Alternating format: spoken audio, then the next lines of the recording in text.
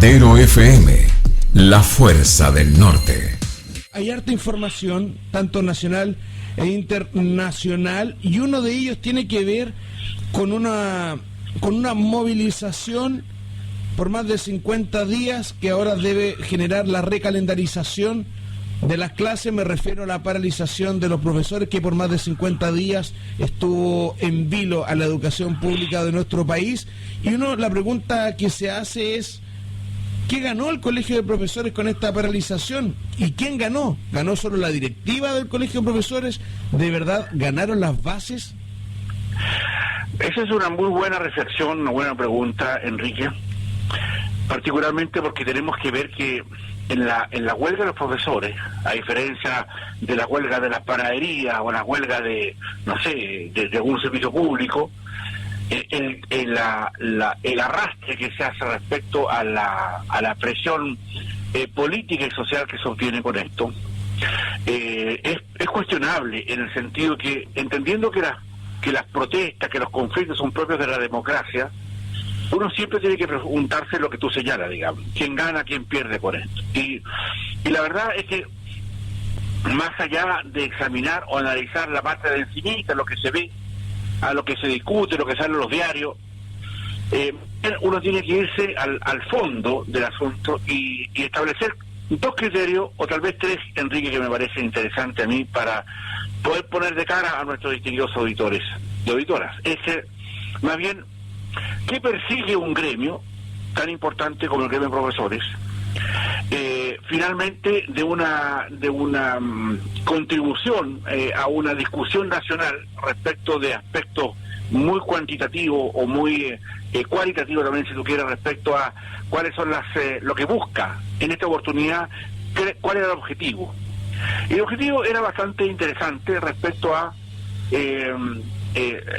subir, o considerar para efectos de algunos temas de bonos o mejoramientos de sueldo a un sector de la educación que tiene que ver con la educación especial y con el tema parvulario, que ya fue legislado hace algunos 3 años atrás en el gobierno de Bachelet II, y que ya se habían puesto de acuerdo con apoyo completo del Congreso, o digamos por mayoría, respecto a qué se iba a hacer, dado que los profesores no estaban haciendo ellos aumentos de sueldo, porque han sido aumentados sueldos considerablemente en los últimos años, sino que además de un tema que había quedado zanjado ya como te decía recién, en Bachelet II. Entonces, porque no se consideraban las parvularias, ni se consideraron a las educadoras digamos especiales, porque no tenían una especialidad, que era lo que se consideraba para este efecto. Bien, si bien eso es técnico y a lo mejor no es difícil de entender rápidamente, el punto estaba que eso fue el argumento, más bien, para dar una señal de fuerza no hacia el exterior, sino que hacia el interior del Colegio de Profesores, que así como yo lo veo, tenía que ver con una pugna interna política. No olvidemos ya que ahí hubo un recambio de dirigente en la última elección, dejando la presidencia del partido el militante del Partido Comunista, que lo dirigió durante muchos años, y el Partido Comunista estuvo a la cabeza de eso, y hoy día no estaba tan contento porque la perdió esa repartición de los profesores, por lo tanto quería volver a ella. Entonces, cuando uno ve lo que hay detrás de esto, qué es lo que se invoca, ¿ya? Teniendo razón, ojo, no estoy tratando de minimizar el aspecto central de lo que ellos encontraron como argumento para esta protesta, para esta huelga de casi 50 días. Más bien tiene que ver con la forma y de los porqué internos de ellos. Y dentro del Colegio de Profesores, obviamente hay un problema muy serio, por cuanto, si bien es cierto, esta directiva que hoy día está armando está integrada mayoritariamente por la anterior directiva, lo que hoy día ocurre es que esta no es liderada por el Partido Comunista como fue durante muchos años en el Colegio de Profesores. Entonces, se quiere volver nuevamente, y para eso hay movimiento, hay juego de piernas, hay digamos, de alguna manera, yo diría, una manera de poder expresar una condición para poder volver a tener digamos, la testera de ese colegio tan importante de profesores. Ahora bien, eso es por una parte, ¿ya? Y si uno pregunta qué ganó y qué perdió, eso el colegio el colegio de profesores perdió enormemente. Porque en la primera elección, solamente para que tú veas, votaron más de 45.000 docentes. 45.000. En la última, esta que acaba de ocurrir hace unos días atrás, que levantó el paro, votaron 16.000. Pero antes, si tú te das cuenta, ¿qué es lo que ocurre respecto de la baja adhesión dentro del colegio? Van a decir que están en vacaciones, van a encontrar 1.000 excusas para decir que por qué no fueron a votar. Pero estamos hablando de una descomposición interna, y a mi juicio debilitó la actual estructura, por eso que yo pienso que en la nueva elección, que va a ocurrir el próximo año, en las elecciones, o a finales de este año, elección de profesores, va a cambiar radicalmente, me imagino, quién conduce la testera. Entonces, ¿quién conduce el colegio de profesores? Eso es lo que nos importa finalmente para saber cuál era el juego de piernas, que en el fondo se buscaba esto. Porque esto tenemos que entenderlo como movimientos políticos con caras gremiales. Ya, eso es lo que ocurre, esa es la verdad.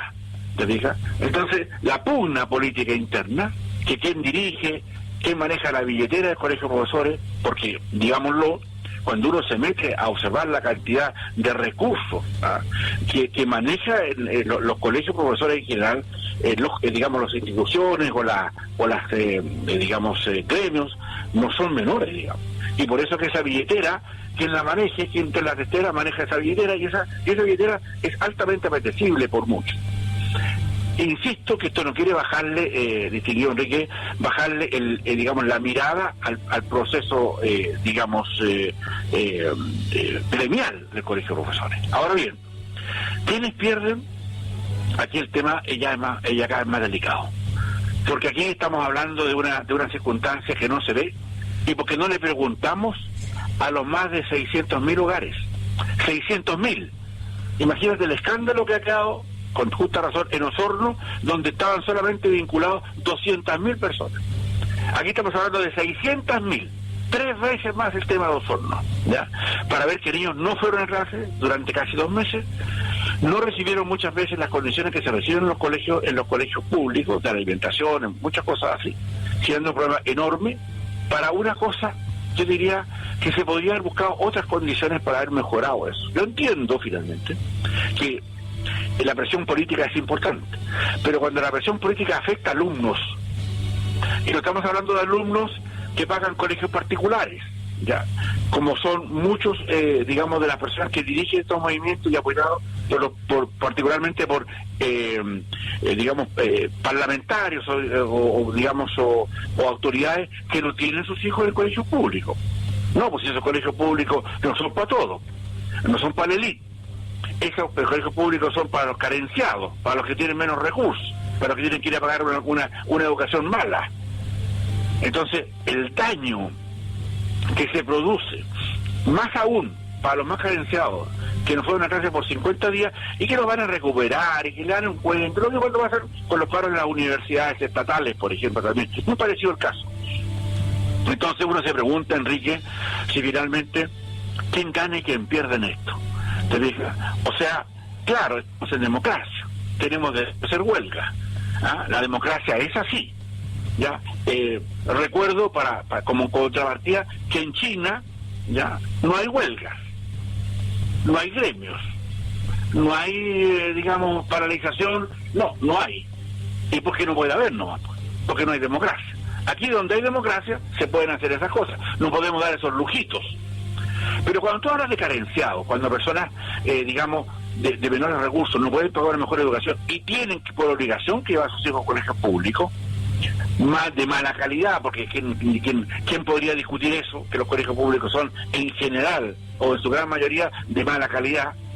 Los dejamos además sin clase. Entonces, ¿quién gana y quién pierde?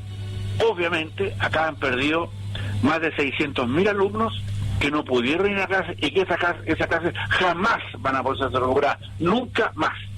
Le podrás poner alguna cosa, que van a recuperar algunas clasecitas, pero al final van a cerrar los años con la poca materia que pudieron pasar esto de los meses que hubo clases y estos que faltan y nada más, te digas. Pero, digámoslo, yo sé que esto resulta Enrique, distintos auditores, un poco engorroso y un poco, diría, técnicamente no muy entendible, incluso políticamente, digamos, rechazable.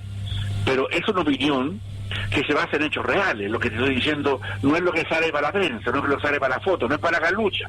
Estoy pensando como hombre de Estado, en el que me preocupa a mí saber cuáles son finalmente los equilibrios que se producen en la sociedad después de hacer demandas que, por muy legítimas que aparezca que sean, tienen que tener también una contrapartida, de saber cuál fue el daño. ¿Y quién le paga a esos alumnos de los 600.000 hogares más carenciados, con más debilidades, etcétera, la clase que perdieron? ¿Quién se las paga? ¿Vamos a compensarlos en algo? ¿Le vamos a regalar unas vacaciones, digamos, importantes en algún lugar del país? ¿O qué vamos a hacer con esos alumnos? ¿Cómo finalmente le hacemos entender que eso es hacer una política baja? ¿No? O sea, yo puedo entender que cuando se paraliza, por ejemplo, Enrique, el servicio, no sé, de registro civil, como ocurrió hace un tiempo atrás, que nos tuvo a todos haciendo colas inmensas para poder, digamos, retornar o tener nuestros carnets de identidad, etcétera, y otro, uno puede entender eso, ¿me fijas?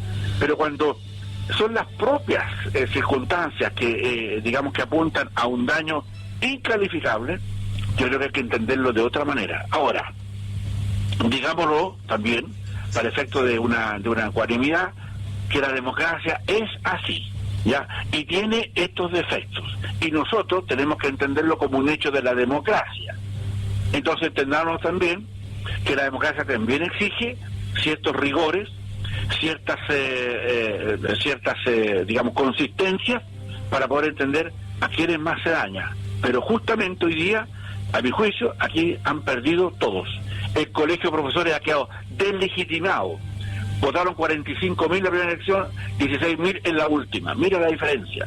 ¿Te fijas? Y finalmente la directiva probablemente cambie en las futuras elecciones del colegio de profesores, que a lo mejor el Partido Comunista vuelve a tomar la reelección, o va a haber un arreglo, una cocinería interna entre cuatro paredes, para ver cómo se queda. Ahí no olvidemos que Bárbara Figueroa, la presidenta de la CUT, también integra el colegio de profesores. Ojo, porque nunca se dice nada de esto respecto a eso.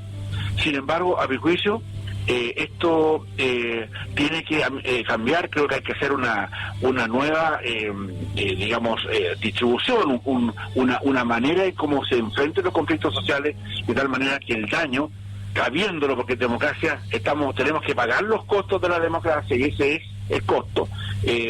Finalmente vamos a entender que este ha sido un daño enorme. No ganó el colegio de profesores, obviamente, no ganó el gobierno, porque no pudo retener la huelga antes, no ganó tampoco los estudiantes que fueron finalmente, no fueron a casa durante casi 50 días. Por lo tanto, creo que esto en la raya para la suma, finalmente ha sido un fracaso para todos, y quien pierde, finalmente, todos hemos perdido en esta elección, porque nuestros alumnos finalmente se han quedado sin clases, que nunca más van a poder recuperar ni el nivel de conocimiento, ni ese digamos, esa responsabilidad que se eludió durante 50 días, que hoy día ojalá vuelva a toda la normalidad lo antes posible, Enrique. Matero FM, la fuerza del norte.